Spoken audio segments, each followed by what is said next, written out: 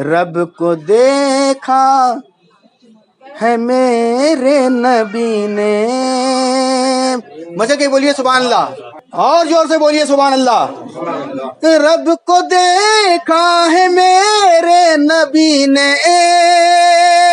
اور کسی نے بھی دیکھا نہیں ہے, اور کسی نے بھی دیکھا نہیں ہے. سب سے پردہ ہے میرے خدا کا, سب سے پردہ ہے میرے خدا کا. میرے آقا سے پردہ نہیں ہے, سب سے پردہ ہے میرے خدا کا, اور آقا سے پردہ نہیں ہے. رب کو دیکھا ہے میرے نبی نے اور کسی نے بھی دیکھا نہیں ہے. رب کو دیکھا ہے میرے نبی نے اور کسی نے بھی دیکھا نہیں ہے. سب سے پردہ ہے میرے خدا کا, میرے آقا سے پردہ نہیں ہے. درود شریف پڑھ لیجئے. اللہم صلی اللہ سیدنا مولانا محمد بارک وسلم, صلاۃ و سلام علیک یا سیدی یا رسول اللہ صلی اللہ علیہ وسلم. لائے ایمان عمر جب نبی پر, بولے آقا کے قدموں میں جا کر, بولے آقا کے قدموں میں جا کر, مل گیا ہے مجھے میرا آقا, اب زمانے کی پرواہ نہیں ہے. مل گیا ہے مجھے میرا آقا, اب زمانے کی پرواہ نہیں ہے. دیکھتی گر زلیخا نبی کو, حسن یوسف پہ ہرگز نہ مرتی. دیکھتی گر زلیخا نبی کو, حسن یوسف پہ ہرگز نہ مرتی.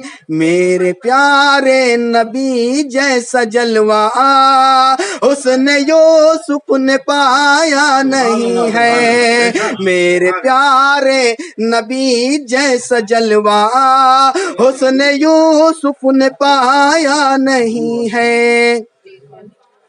سماعت فرمائیے. آپ کے جیسا اب تک جہاں میں مصطفیٰ کوئی آیا نہیں ہے.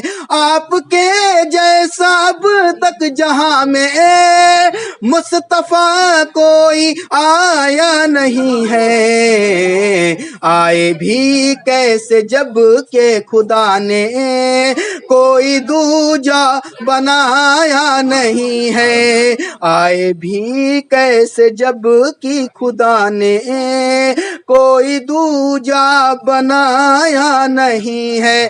حضرات محترم, آپ کے سامنے ایک گزارش کر رہے ہیں کہ دنیا میں ہر انسان تشریف لاتا ہے اور لا کر دنیا سے چلا جاتا ہے, اور ہر انسان کو اللہ تعالیٰ نے پیدا کیا ہے کسی نہ کسی مقصد کے لیے پیدا کیا ہے. ایک سائنٹسٹ نے بلب کو پیدا کیا ہے تو مقصد یہ ہوتا ہے کہ روشنی ملے. ایک سائنٹسٹ نے اگر پنکھے کا ایجاد کیا ہے تو مقصد یہ ہوتا ہے کہ اس پہ ہوا ملے. اسی طریقے سے ہم لوگوں کو اللہ تبارک و تعالیٰ نے پیدا کیا ہے, اس کا مقصد کیا ہے, آخر کہ اللہ تبارک و تعالیٰ نے ہم کو پیدا کیوں کیا ہے.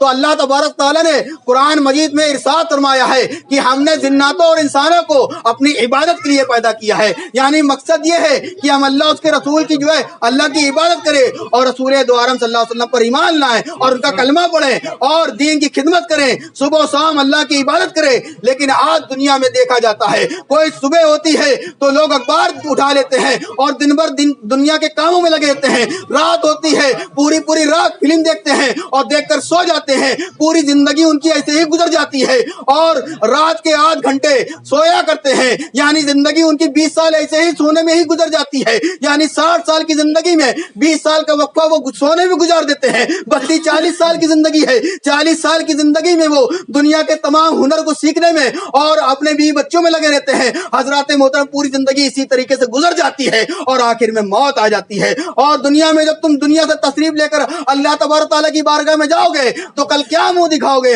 اللہ تبارک تعالیٰ تم سے پوچھے گا اذان ہو رہی تھی، تم نے نمازیں پڑھی نہیں پڑھی؟ قرآن مجید تمہارے گھر میں رکھا تھا، تم نے فزکس پڑھا، تم نے بایولوجی پڑھا، تم نے میتھمیٹکس پڑھا، دنیا کی تمام علوم کو حاصل کیا، تمام کتابوں کو پڑھتے رہے، لیکن تم نے قرآن مجید کا مطالعہ نہیں کیا۔ حضرات محترم میں یہ نہیں کہتا ہوں کہ تم اپنے بچوں کو انجینئر نہ بناؤ، میں یہ نہیں کہتا ہوں تم اپنے بچوں کو ڈاکٹر نہ بناؤ، میں کہتا ہوں سب کچھ بناؤ لیکن اس سے پہلے مسلمان بناؤ۔ بے شک حضرات محترم ایک اشعار آپ کے سامنے پیش کر رہے ہیں، سماعت فرمائیے اور اس سے پہلے درود شریف پڑھ لیجیے۔ اللہم صلی اللہ سیدنا مولانا بارک وسلم صلاۃ و سلام علیک سیدی رسول اللہ صلی اللہ علیہ وسلم۔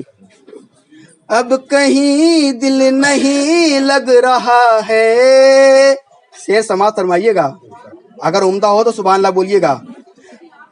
اب کہیں دل نہیں لگ رہا ہے، طیبہ جانے کو دل رو رہا ہے، طیبہ جانے کو دل رو رہا ہے، موت آئے مدینے میں مجھ کو، موت آئے مدینے میں مجھ کو، اور کوئی تمنا نہیں ہے۔ السلام علیکم۔